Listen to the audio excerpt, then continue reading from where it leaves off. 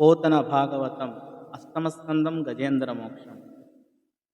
సుఖ బ్రహ్మ పరీక్షన్ మహారాజుతో ఇంకా చెప్తూ ఉన్నాడు.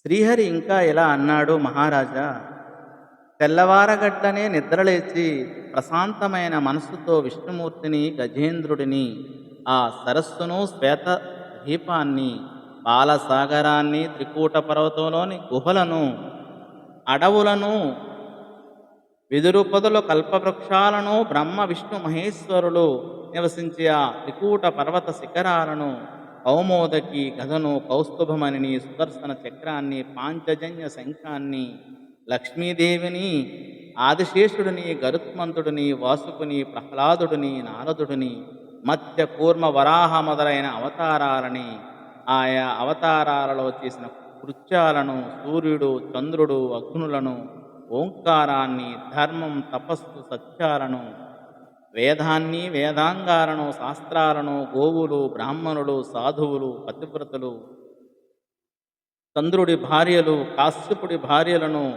గంగా, గౌరీ, సరస్వతి, యమున, సునంద మొదలైన పుణ్య నదులను, దేవతలను, దేవతా వృక్షాలను, ఐరావతాన్ని, అమృతాన్ని, క్రోడుని, బ్రహ్మర్షులను, పుణ్యాత్ములైన మానవులను,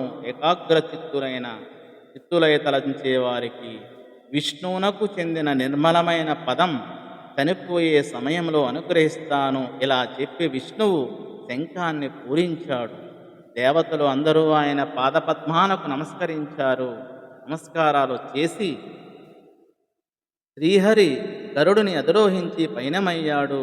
దేవతలు సంతోషించారు అని చెప్పి సుఖమహర్షి పరీక్షిత్ మహారాజుతో ఇంకా ఇలా అన్నాడు. గజరాజ మోక్షనంభును నిజముగ పఠించునట్టి నియతాత్ములకున్ గజరాజ వరదుడిచ్చిన గజ తురగస్యందనములు కైవల్యమున్బున్. గజరాజ మోక్షంభును నిజముగ పఠించునట్టి నియతాత్ములకున్ గజరాజ వరదుడిచ్చిన గజ తురగస్యందనములు కైవల్యంబున్.